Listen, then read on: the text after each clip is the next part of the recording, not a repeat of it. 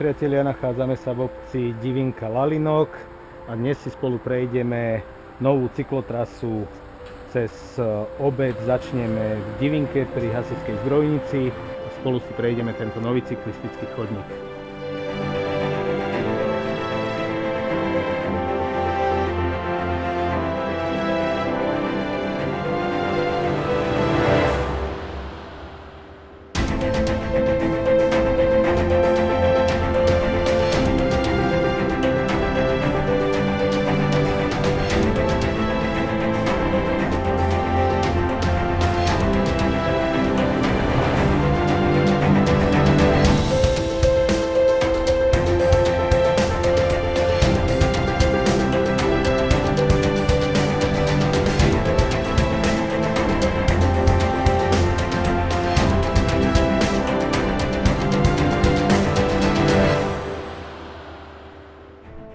Cyklotrasa momentálne začína značením na ihrisku. Ide v podstate smerom do obce. Na strede obce sa otáča do doliny a ide cestou na divinu cez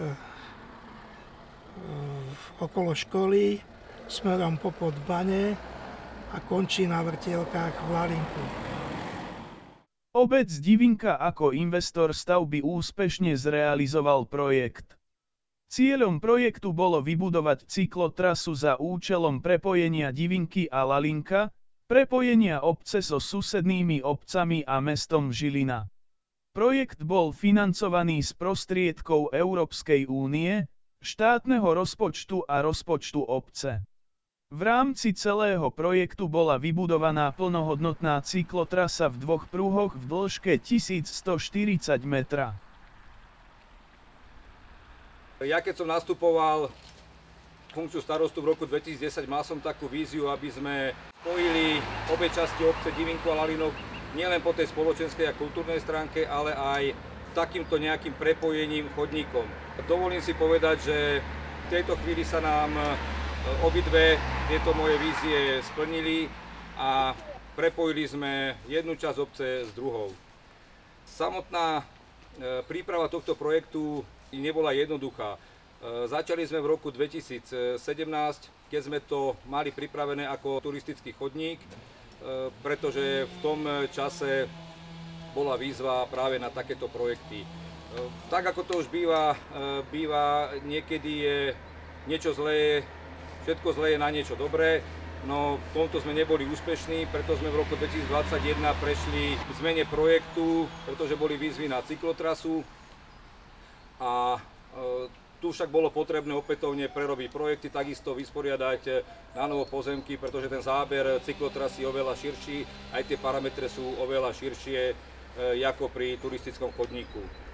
Všetko sa nám nakoniec podarilo, boli sme aj úspešní pri získaní finančných prostriedkov. Samotná stavba cyklotrasy teda mohla začať. Stavbu realizovala firma Strabag so svojimi spoludodávateľmi. Myslím si, že odvedli veľmi dobrú prácu. V septembri roku 2023 sme mohli túto cyklotrasu ukončiť. Stavba nebola jednoduchá, pretože bolo potrebné vybudovať dva veľké oporné múry vo vodnom toku, čo malo aj najväčší vplyv na celkovú cenu stavby.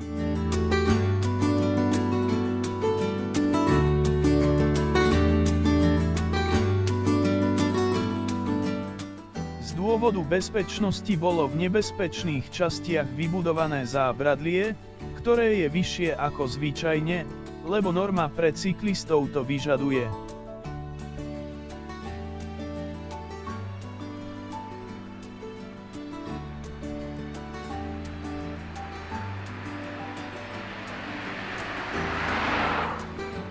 Úsek cyklotrasy, kde nie je verejné osvetlenie, je nasvietený novými úspornými svietidlami.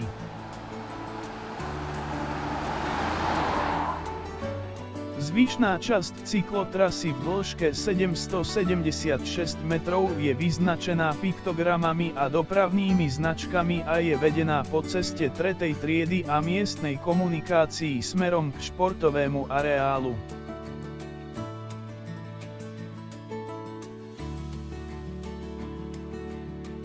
Súčasťou projektu je aj doplnková cyklistická smart infraštruktúra pre cyklistov a chodcov. Jeden je pri parku v Divinke, kde sú osadené 2 prístrežky, 2 cyklostojany, odpadkový kôš, servisný stojan na bicykle, informačná tabuľa pre deti, Pexeso.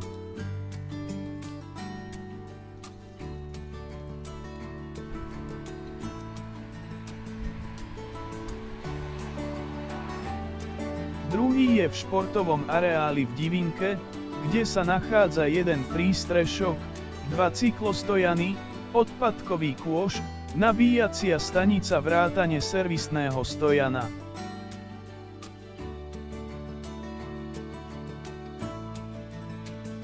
Z dôvodu vyhodnocovania a štatistiky údajov o počte prešlých cyklistov je v cyklotrase zabudovaný cyklosčítač, ktorý spočítava počet cyklistov. Podľa doterajších údajov je táto štatistika zaujímavá a potvrdzuje, že realizácia cyklotrasy bola správnym krokom.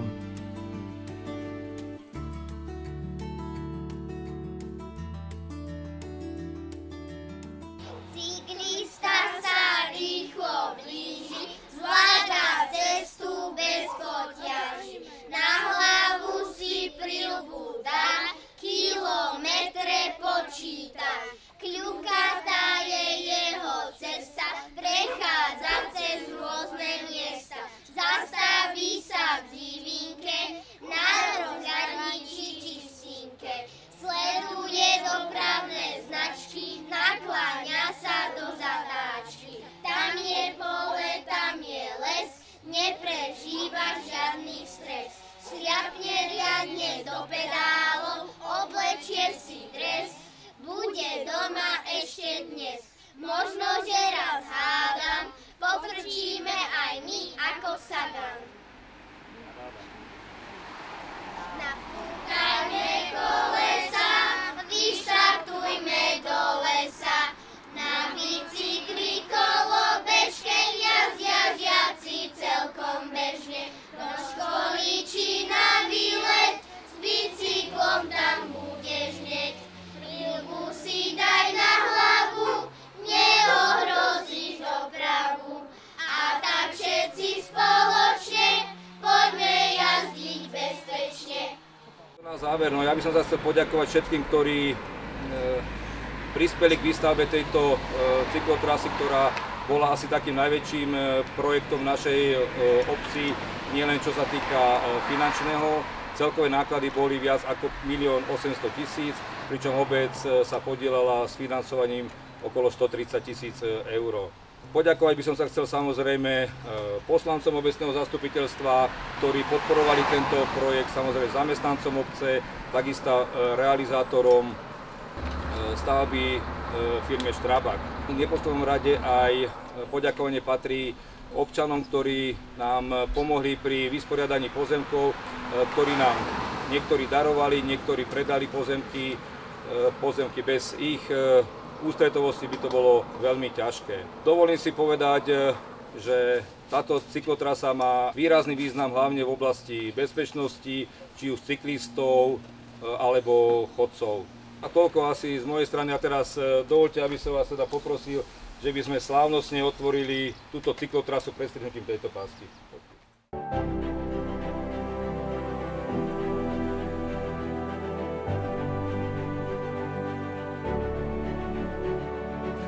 No, máme prvých cyklistov.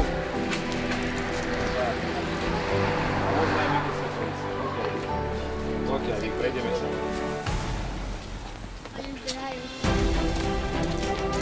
Aj my ideme.